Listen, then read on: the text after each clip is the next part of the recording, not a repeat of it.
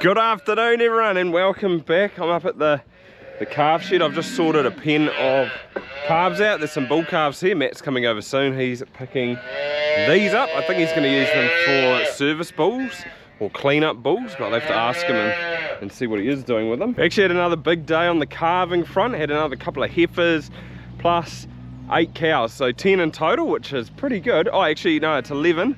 There's a cow in the dry mob over there that she's calving at the moment. She must have got scan wrong because it says her due date's not for another 3 weeks. So she obviously held to her first mating that I put down. This is what I need, some tags. These ones. I forgot to order ornate tags when I got my replacement tags sent through. And the wait on getting these through Allflex is going to be, I don't know how long. I did hear some people were waiting sort of 6 weeks, whereas these turn up in 3 days, these Z tags, which is pretty good to be honest. The only kind of annoying thing is that these black strips that the tags come in, these Nate buttons fall off them pretty easy, so when you go to open the bag there's a heap of empty ones down the bottom, which kind of matters because I've sort of assigned a number to these calves, so I need to get it right. I guess if you weren't too worried which number went with what, then it wouldn't matter. There's 231 to 235, that's so I need 236 and that's 10.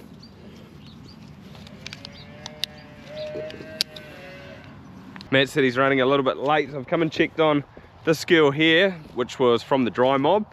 She's calved, but unfortunately the calf was dead. Not quite sure what happened. I don't really want to show you the calf on here, but maybe it got caught up in some afterbirth or something like that. I'm not too sure. She is calved all right. But yeah, that sucks. It's a good cow, that one, and it was a nice big heifer calf. So unfortunate. It's always the way, isn't it? You always have dead calves from your good cows.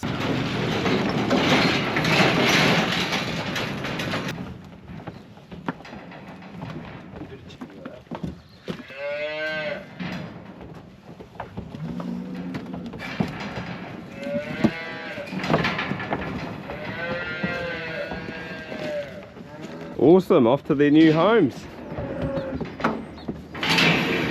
Matt farms over in, what do you call it? No, it is Gordonton, isn't it? Yeah. You're right in the town, eh? Yeah, right in the Gordonton village. And how many cows do you milk over there? 250. 250. Cross, they're not crossbreds, they're Friesians. Kiwi cross. Kiwi cross. On the Friesian side. So you're buying Jersey calves because? Bull calves? I got a lease block opposite my dad's runoff, so we're just hopefully making a bit of coin. Yeah, just rearing them up, getting some milk. Are you going to use them yourself, or a couple yourself? No. No, you're going to sell them at the sales? Yeah, sell them all at the sales at weaning time. Yeah, fair enough. Yeah. Fair enough. They sold for good money last year, so why not? And Matt also, he's just put on brand new True Test collars as well. Yep. Must have been about 3 or 4 weeks ago. Yeah, they were put on the 1st of July. And how are you finding them? Good? Yeah, they're working pretty well. Already picked up a few heats, so. Yeah, it's always good when those first heats can start coming through after calving. Especially, some of them are pretty quick, eh? You sort of get those 10-day, I don't know if they're true heats, but yeah, it's good to see anyway. It makes you feel good. I think I've had 170 cows calved and 10% of them have had heats already, so yeah, that's pretty good. And at least having all the information, it's going to make it a lot easier now, because he's actually done a lot of work. He's put in a brand new drafting gate, a DTS one, Dairy Systems, Dairy DTS, yep. DTS, and like a new yard and stuff. So it'd be quite interesting to actually go and have a look. The dreams. It'd be nice to have that here one day. But welcome to come and have a look. Yeah, it would be quite cool to see it. And Matt's cousin Caleb's here as well. Yeah. He did all the heavy lifting. All the heavy lifting. Yeah.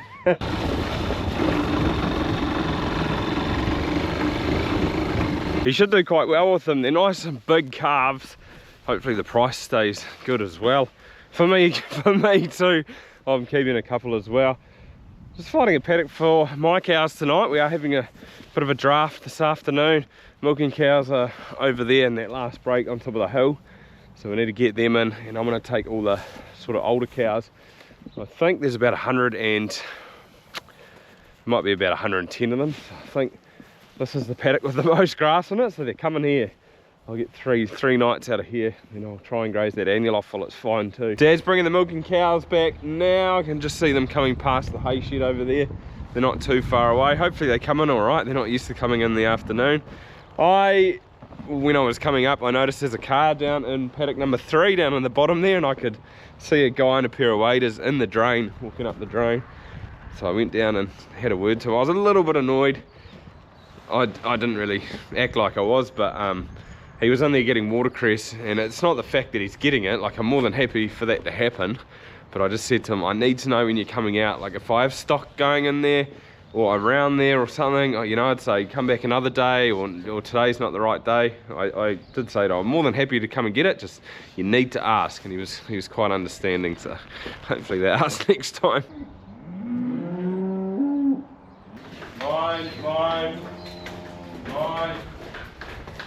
Mine. Yours, 162 is yours. Then mine, then yours.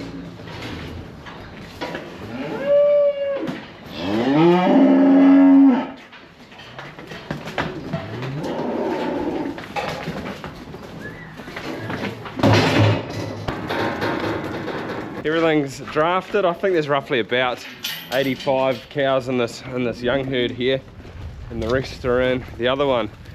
It does take a little bit of mucking around now because we have 2 herds. I've got to go away in the morning and get the second herd, which is not too bad. I mean, it's just the way it is. The reason we've got to do that is because we can't fit more than about 220 cows on the yard here. But it is also nice getting all these young girls milked first, and then the old girls come in second, and they just sort of fly through. You don't have any problems with heifers, and yeah, it is quite nice. Dinner time, come on.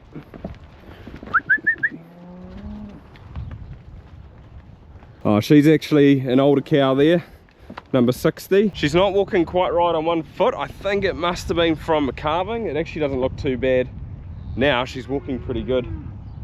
So we'll just wait till that comes right, and then she can go over to the other one. It's just a little less walking these girls do, so she can stay in here.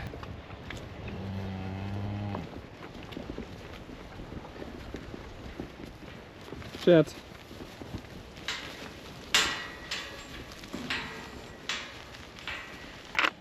There is actually one heifer in there that I need to draft out in the morning. It just ran past me. I couldn't quite get it.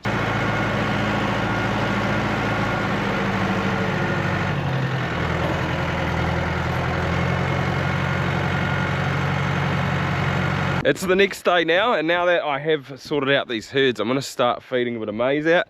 It just enables me to save a little bit of grass and also get the mineral into these cows so I don't have to drench them in the morning, which is a massive time saver. It's either the rats or the pooks got into it here. It's probably rats, to be honest. And there is a hole there too, but I think under that it should be right. There might be a couple of black spots on the front, but I think that once we get into it, this should be pretty good maize silage. Should be right.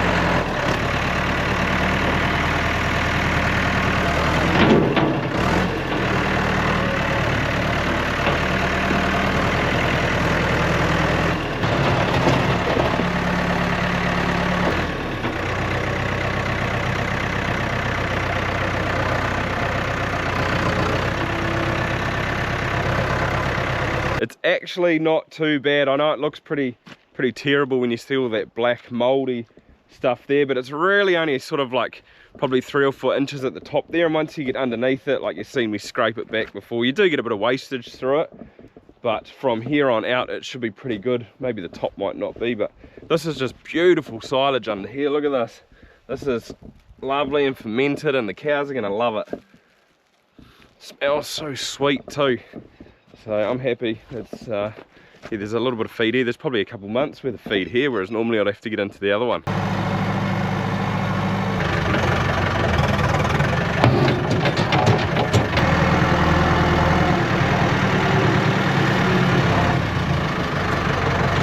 I've tipped half of the bucket in, and now I just need to put some lime flour, which is these bags here, and then some magnesium in it.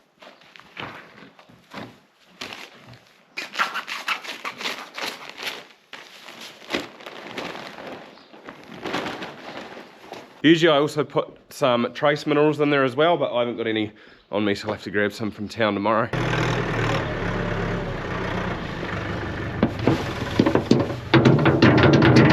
There we go, yummy cow chow.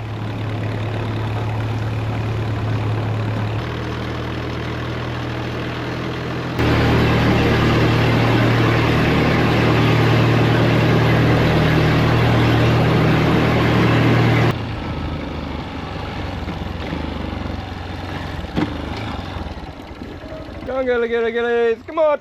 We've got to go back. We've got to get the gate open. Back up, back up. Back up. Come on. Come on.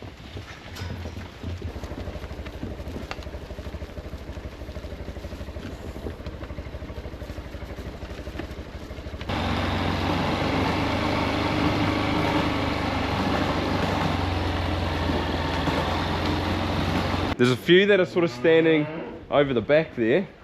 Might take them a couple of days to get into it, but they will. I only fed out on this side too because with 100 cows I thought they'll fit up here sweet as, but it's a little bit pushed, so tomorrow I might put a little bit down here for them.